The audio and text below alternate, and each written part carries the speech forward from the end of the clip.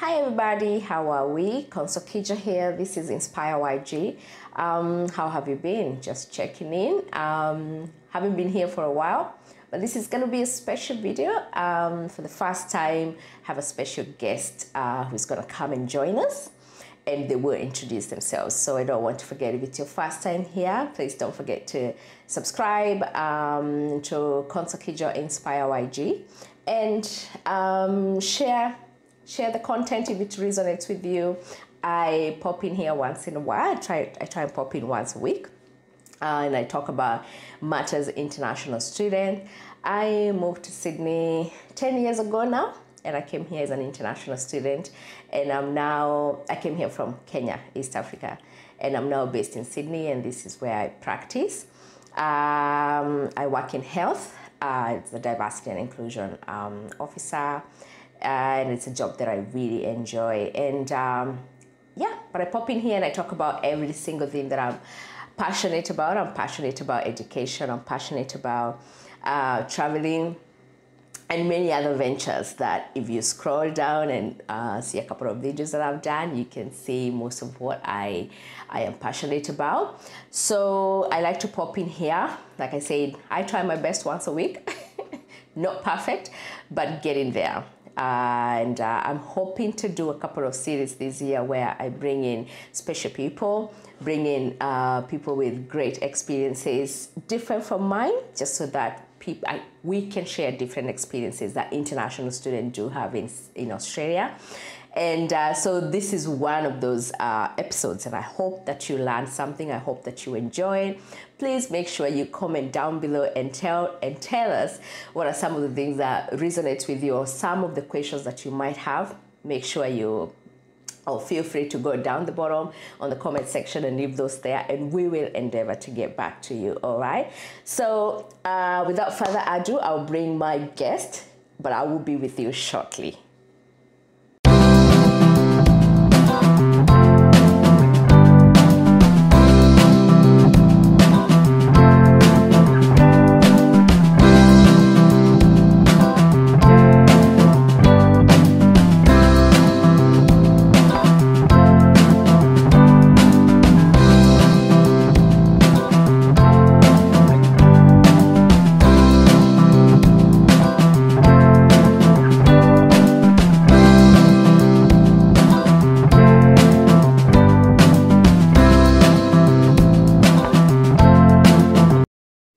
Welcome back. Thank you so much for popping in here. Like I said, if it's your first time here, this is Inspire YG, and YG is an acronym for Young Generation. I would encourage you to subscribe, like, and share this video with your loved ones, especially if you have friends or people around you who are really interested in moving to Australia, especially to Sydney or regional New South Wales for studies. This can be one of those videos that can give you a little bit of insight or a little bit of an idea of how it is when you're coming down under to study at either Sydney or regional Australia. So I said this is going to be one of those special videos that I have actually never had a guest here. I've always aspired and hoped to one day bring a guest on this show. And so I will let my guests introduce themselves. However, before I do that, I will talk a little bit about what we are here to talk about today. We are going to talk about our experiences studying in Sydney, and he will give his experiences studying in regional New South Wales. So without further ado, I'll let my guest introduce himself. Hello, my guest. Hello. Introduce yourself to my people. Yes. So I'm Elijah Mureithi. The fiance. I'm a chef in profession. Yeah. I'm a chef by profession. I've been in Australia for the last 8 years. And I came here to study something totally different. I came here to study accounting. I studied in regional. Throughout my life, I've studied in regional. So, and then I had to move to Sydney. So that way I've got a perspective of how regional looks and how the city life looks. So I think that's a better way to put it. So there you go. That's Elijah, like we like to call him. Yeah, babe. Not gonna call him babe now. Yeah. So we will definitely share our experiences. Like he said, he studied in regional New South Wales, called Northern Rivers, and I studied in Sydney. And if it's not your first time here, you already know most of my experiences studying in Sydney, but we're going to share both of us the experiences that we had, so that if anybody is thinking about coming down under, coming to Sydney or coming to Australia, and they're not sure whether they want to study in the city or study in rural Australia, then this can give them a bit of a hint, like I had said. So start us off, babe. Okay. So first of all, I want to say thank you for having me as the first guest. I've been looking forward to this. Yeah. So you're welcome. Yes. Yeah. So I think well, we've already talked about the topic. Yep. So as I've said, I've been here for 8 years, and I came here to study accounting, and then the first place I moved to was totally regional. So I had no exposure whatsoever for the city. So I went to a place called Tari. So Tari is maybe about 100 and something kilometers from Sydney. Yeah, so it's a bit of a drive. So lived there for 3 years. I was studying at Tari TAFE. It's a college. I did a bit of accounting, got a bit of exposure, and I can tell you regional is the best. Well, like he would like to say the same way I would say Sydney is the best, but here we go. Everybody is rooting for where they studied, right? By the end of this video, we'll help you make a choice on where you think you want to study. So now we will have points, and then we can, like, he's got his own points of why he reckoned studying regional was actually really good for him, and then I have my own points. And I think we do have areas where we reckon, like, where I do have areas where I believe studying in regional was an advantage, and vice versa. So the first point I had was cost of living. So how was the cost of living for you in regional New South Wales? Well, for the fact on that matter, living in regional is very cost effective. I found it very cost effective, especially being a student. So, because once you come here as a student, you don't really have much to play around with. You don't have a lot of money to spend. So whatever little you have to really use it wisely. So one of the ways that I actually myself found out was groceries or anything from the supermarket in regional area is super cheap compared to the city, because in regional area that's where you find a lot of farmers, so all the raw products are from the farmers. So I found that very cost effective. Also, it's not crowded. Everyone wants to stay away from the regional. So you find that rental is a bit cheaper compared to the city. Anything to do with the transport is a bit cheaper. So I think for the cost, regional area really favored me. Awesome. So look, and I think this is one of the things that we were talking about, because I feel like living in Sydney, especially as an international student, it's like when you're learning how to swim and then you go and dive on deep end. That's how it feels. You're gonna swim, my friend. Well, you're gonna swim or you're gonna drown. You only have those two options. There's no other way around it. And I know that I found life so expensive, and I know I've done a video on cost of living, and I talked about how I had this major culture shock going to a supermarket, and here the major supermarkets are like Woolworths or what they call Woolies or Coles. And I remember just seeing an avocado going for $5. That's like 600 Kenya shillings. Wow. And I was converting, because I still had this mindset of converting Australian dollars to Kenya shillings, and I needed to faint. I really... With your love for avocados. Oh yes, with my love for avocados, I was like, are we breaking up today with avocados? But it was just one of those moments when I realized, oh my gosh, this is the choice I've made, and I'm gonna have to find a couple jobs to survive. So I agree with what he's saying. Like, having stayed in Sydney for a while now and having met so many people, and especially him, like studying in regional New South Wales, I can tell definitely the cost of living in Sydney is way high. Then I know you mentioned transport. Yeah. So I'll talk about transport in New South Wales. I mean transport in Sydney. So I've done a video where I was talking about joining the CISA, which was the Council of International Students Australia, and it was a peak body that sort of advocated for international student matters to the government, or government reps on different matters. So. Transport was one of those issues that we were raising, especially international students who came from Sydney. We never got concession, because concession is like a discount given to students in some states, and especially some, I think I know now that some states and mainly regional Australia, they did give concession for all students, regardless of whether they were domestic or international. However, in Sydney, there was no concession. And I was gonna show what an OPPO card looked like.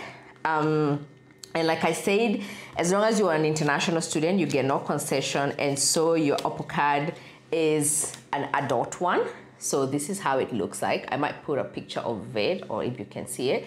And it's an adult. And what that means, it's like you pay the full fee. Yeah. So it was actually very expensive going to TAFE, because that's where I studied. And I had to go from somewhere called Strathfield all the way to Altimore.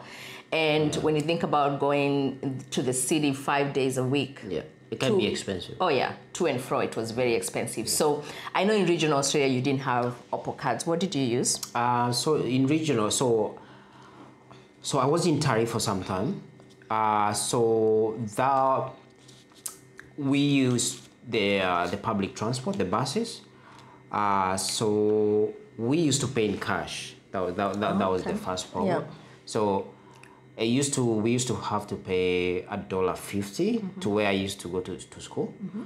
So that's already includes the concession. Yeah. So if you're an adult, you're paying double the price. Right. So that's how I found the concession works, and it really helps the students, especially if you are an international student. That can save you a lot of money. Right. So I also realized it's the same thing with students in Australia as well. All the students, it doesn't matter if you are Australian or not. The concession works for every student. That's what I figured. Awesome. So there's also the idea that in regional, it's hard because public transport is not always accessible. At least, like in Sydney, for example, I would say, and I did another video, I think I had mentioned that I never had to travel. I mean, I never had to drive when I was a student, because public transport in Sydney is very accessible. And every 15, 20 minutes, there's a bus on your way, you know. So, really, there's so much traffic in Sydney as well. So driving in Sydney, if you're a student, if you don't have to, it's a given. Like if you don't have to, you don't need to. The train system is really good. It's also very punctual, and it's clean, it's accessible. If it's the buses, you need them. If you're going to uni, you're going to work, you could actually get those very easily on different routes. But I don't know about regional. How are they accessible in regional? Because I know a lot of people say that they have to drive. Yeah. So in regional, so after Tari, I went to Pottsville. So I figured out that Tari was sort of a retirement. I don't like using that term, but it's more laid back than Pottsville, because Pottsville is just next to the border, the New South Wales and Queensland border. So it's a bit proactive compared to where I was living before. So I found that transport was a bit reliable there, but it wasn't as reliable as you would consider Sydney, the city in Sydney. Yeah. So you only have a bus at intervals. So maybe 1 hour as a difference. So if you miss a bus, you have to be there for another 1 hour to catch the bus. Yeah. So the concession cards you were talking about, example, the Oppo card, we didn't have those. So you only use a concession card or the travel card when you live in Queensland. Right. It doesn't apply in New South Wales because Yeah. I'm living straight on the border. So you can only use it in Queensland. You can't use it in New South Wales. Yeah, once you cross the border, you cannot use it on the buses. So you have to pay cash. Yeah. So it's very ineffective. It doesn't work for anyone living on the border. Right. But I would say the transport is not as reliable as Sydney is, but it's reliable than the previous region I came from. You came from. Yeah. Okay, that makes sense. That makes sense. So that's just to tell you, like, the people who want to study in regional New South Wales, it really just depends on where you are. Yeah. If you're near the border, I understand there's also the issues about time zones. Yeah, time zones. Oh. Like if you're studying in New South Wales on the border, and then your classes are somewhere in Queensland, like they could be, are they like 1 hour ahead or behind? There's a time of the year when Queensland is an hour behind. Yeah. So you have to really calculate how fast do you want to get to class. Yeah. Sometimes you get to class an hour late. Yeah. Because we looked at the New South Wales. Yeah. And then there's that time of the year when the time is the same. Yeah. So if you don't figure out what time is what, you're gonna mess it up. You're gonna mess it up. So it's quite interesting that way as well, depending on exactly. And I want to make a disclaimer because we're actually talking about Sydney and regional New South Wales. We're not talking about any other parts of Australia because like if we did that, it would be very confused video because we don't have experiences of Western Australia, South Australia, or anywhere else. So let's talk about scholarships. How did you find scholarships? So we keep at a time. Camera. So actually, I came to Australia under a scholarship with TAFE New South Wales. I was the first international student in Africa to get a scholarship from TAFE New South Wales. Congratulations. Thank you. That's a well-backed moment. But yeah. So did you? So hold on, I have a question. Did you get the scholarship when you were in Kenya, or did you get the scholarship when you got here? Oh no, I got the scholarship while I was back in Kenya. I was still doing the process, the application, and then someone from the campus sent me one of the managers sent me the form, and they said that this form is getting sent to all international students, so you can apply for it.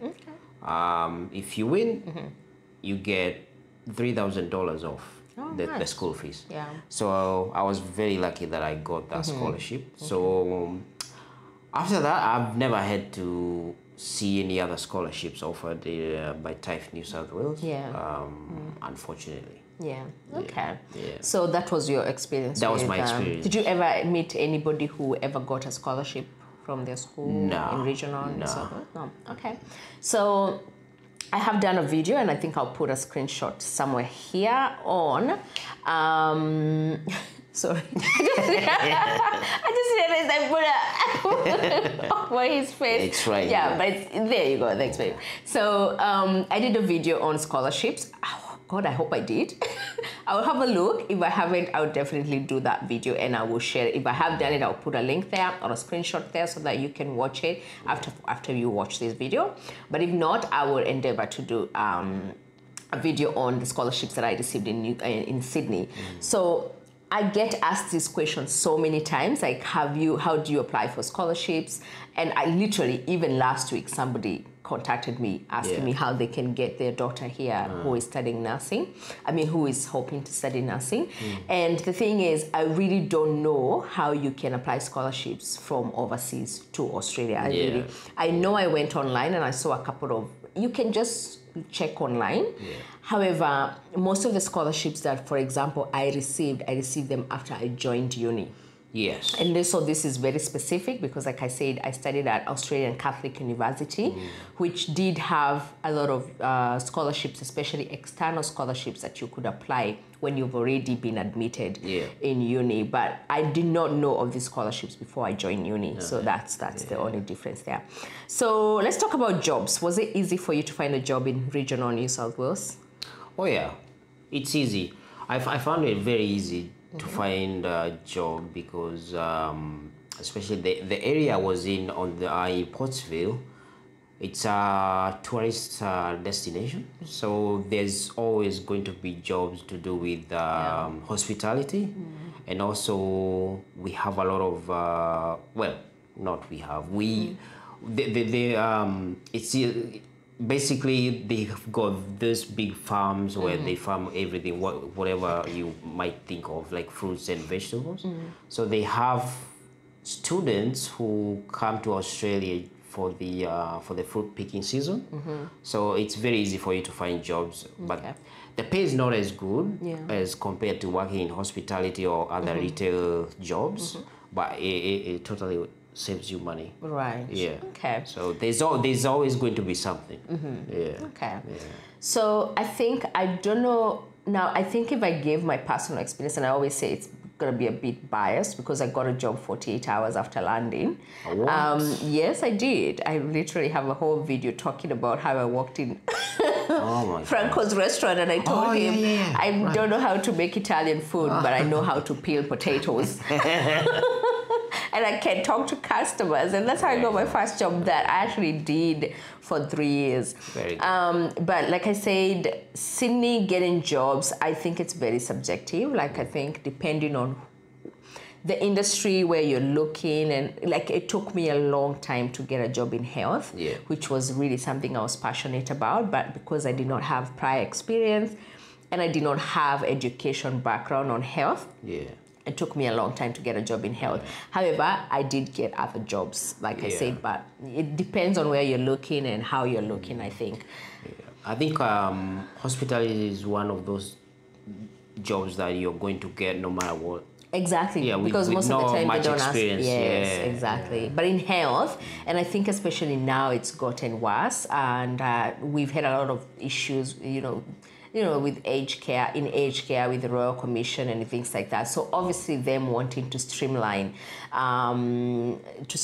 ways and who works there, and you know, making sure that those people are qualified and they really know how to, you know, to do their job and really take care, especially of the seniors and children. You know, those are some of the most vulnerable people we have in the society. And so really, if you don't have a lot of background in it, either education-wise or lived experience, maybe you might not, you know, you might get in trouble getting jobs, or you might get the job and then get in trouble for how you do it. So I understand why they put a lot of strict measures in health jobs.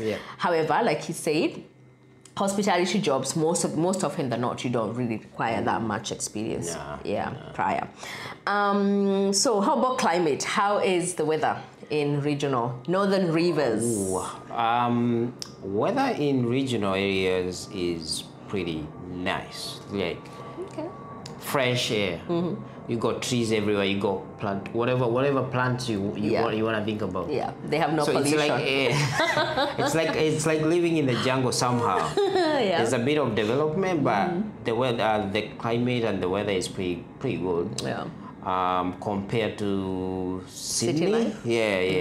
I moved to Sydney and I just couldn't believe it. Couldn't breathe. It's very hard for you to find fresh air. Oh yeah, there are cars everywhere, there are industries, it's the life of a city. And I mean, if you come from big cities, like, you know, let's say Nairobi, Tokyo, New York, you can tell the difference between like living in New York and living in Wyong. I used to drive some friends of mine from Brisbane, and I would stay over in Brisbane and then drive them to my house, and they can't believe that they actually saw cows.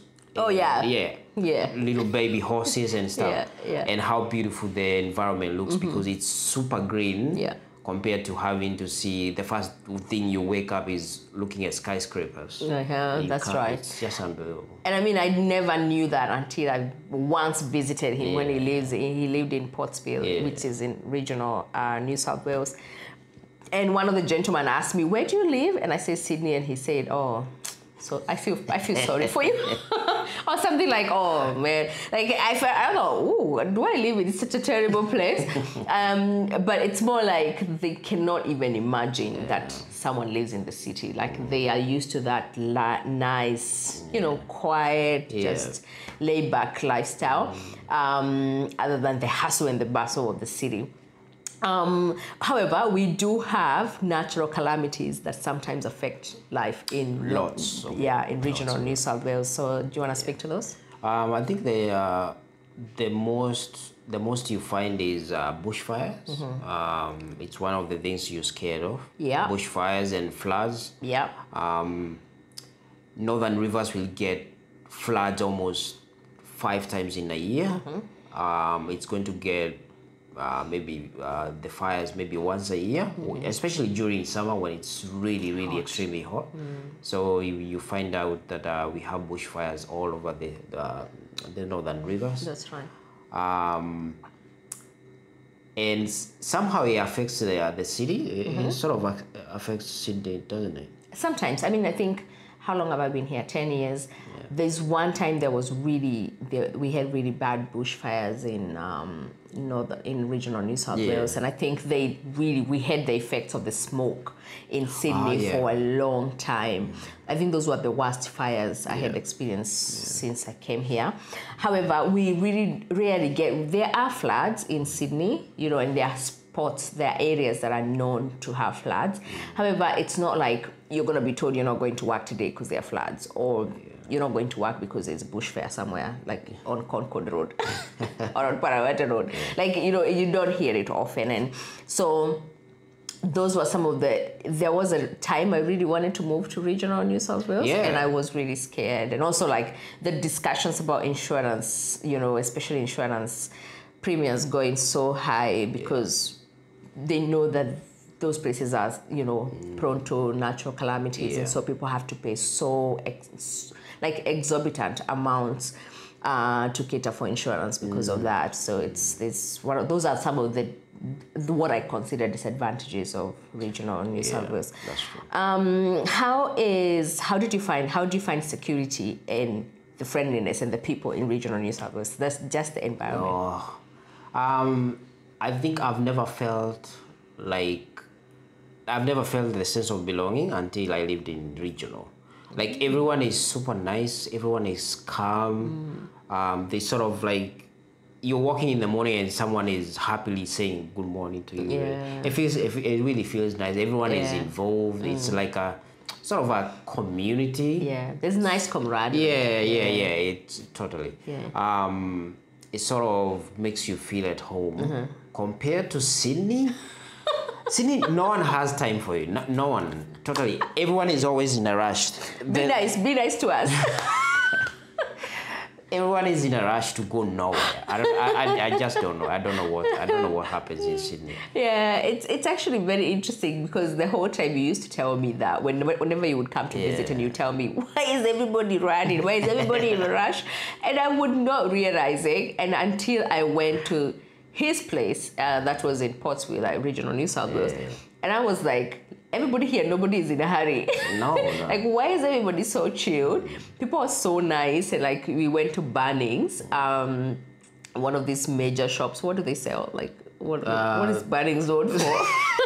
It's a man's shop. I call it a man's shop because you find gardening, cement, builders stuff. Like that's where you go. So I call it a man's shop because you find more men in that shop than anywhere else.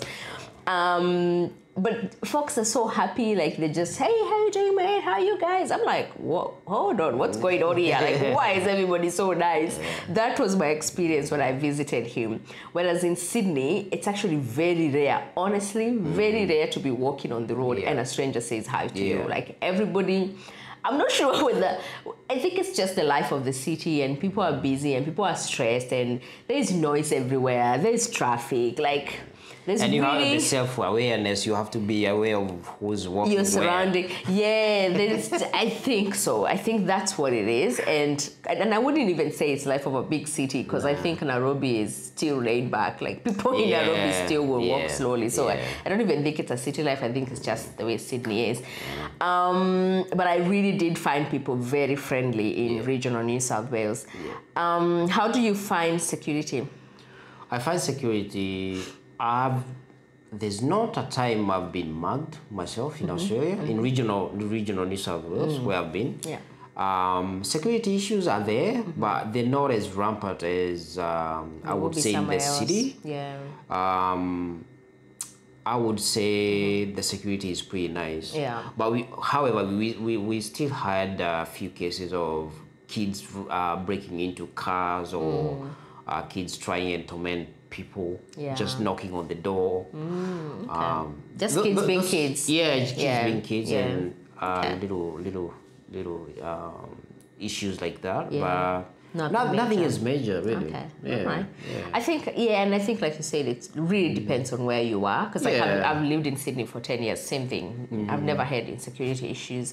But it does really depend on where you live. And I think that's one of the things that I mentioned. It's really important to do your due diligence and just find out about the suburbs, about the areas you're going to move into, just to make sure that you'll be safe, and or that you'll be okay to go home late night if you're doing night shifts, or to leave home very early if you're doing very early morning shifts. So things like that, just to make sure you find out more about the suburb that you're going to move into as a newly arrived international student.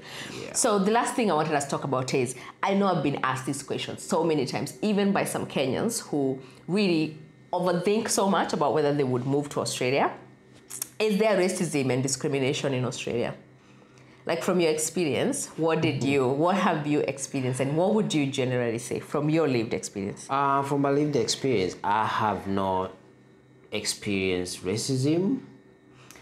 It might have been projected, but I didn't realize it is racism. I don't know. Personally, I haven't. I'm glad to say that I haven't. However, I'm very aware that racism is there from friends of mine who've experienced it. So I'm very aware that it's there. Right. Have you? No, I'd say that I've talked about this a couple of times, where for me, like, and we were having this conversation actually before the tapes rolled, the video started, and I was telling Elijah, like, it's very hard, especially for Kenyans. Like, we both come from Kenya. We don't have racism in Kenya. We have never experienced it, right? We have other issues. We do have other isms. Racism is not one of them.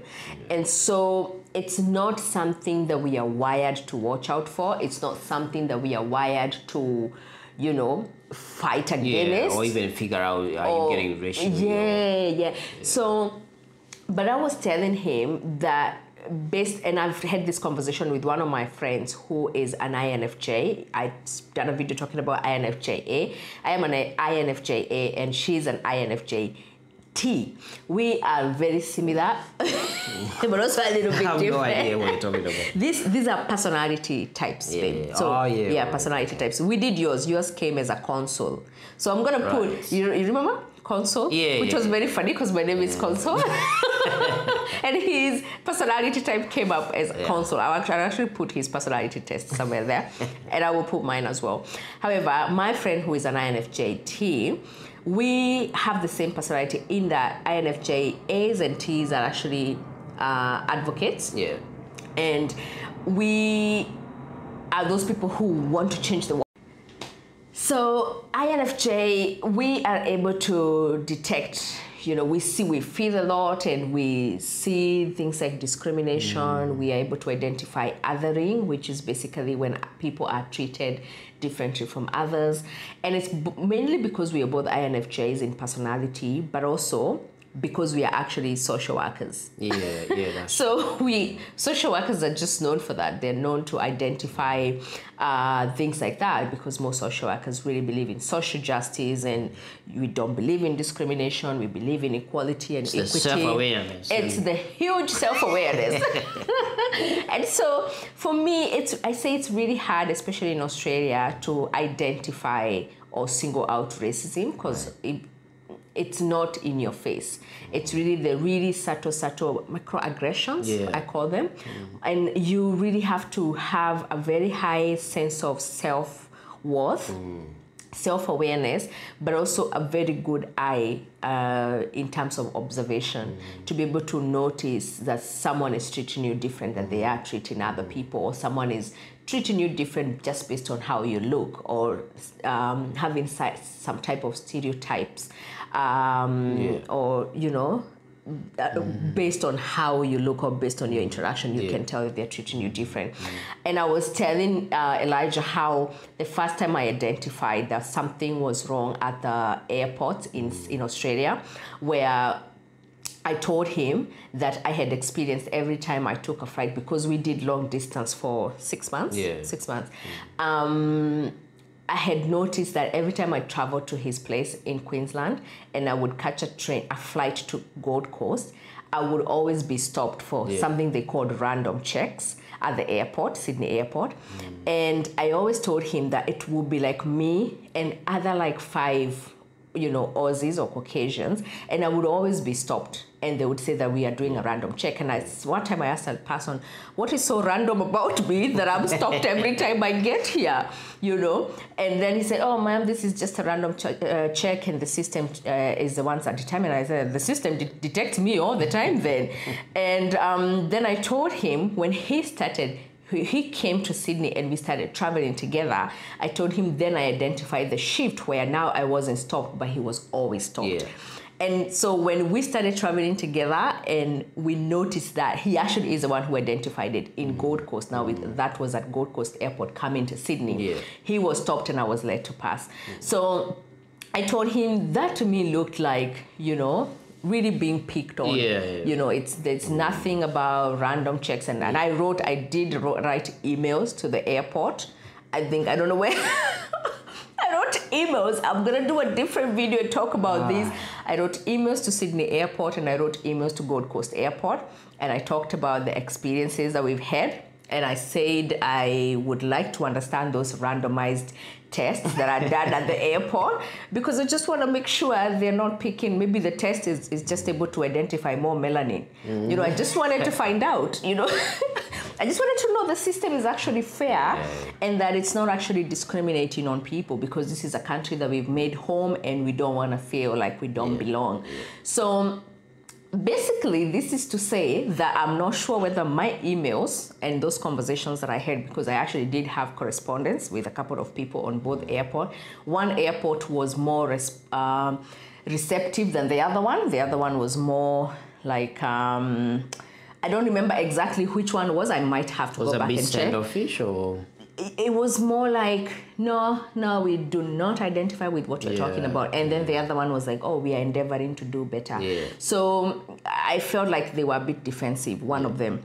So I did not push much, but I have to say that something has happened at Sydney Airport, because right now there are no random tests. We went to Kenya in November and there were no random tests. For once in my life, I have not been stopped and put on the side to be random checked. So they have a new systems now where everybody is passing, and it looks like a fair system, to be honest. So apart from that, obviously, I've done a couple of videos and talked about some of the other things that I felt I've spoken up against at uni with lecturers or in the workplace when I felt a manager wasn't fair. But I rarely do that because I don't go around looking for trouble. Or I don't go around looking to get offended. It finds you. Well, it just finds me. And I think it wants my attention, so I deal with it. Trouble magnet. But I was telling Elijah, it's more better if I was wondering, I was telling him, does it feel better that you actually don't always pick up on these things? Because then you don't have to feel stressed. And for myself, I walk on the road and I can tell people are stressed, and how they feel can actually make me feel some type of way.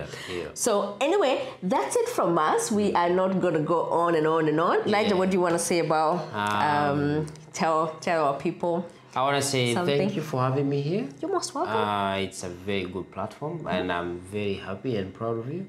You're doing a really good job. Thank you. And thank you to the audience, and hopefully I will see you sometime soon. Yeah. If she lets me. Comment down below if you want to see him again here. If you don't want to see him again, please don't comment down below. Otherwise you're going to chase him away. So until the next one, we appreciate you for popping in. Please share this video and don't forget to subscribe if it's your first time here. Until the next one, bye. Adios.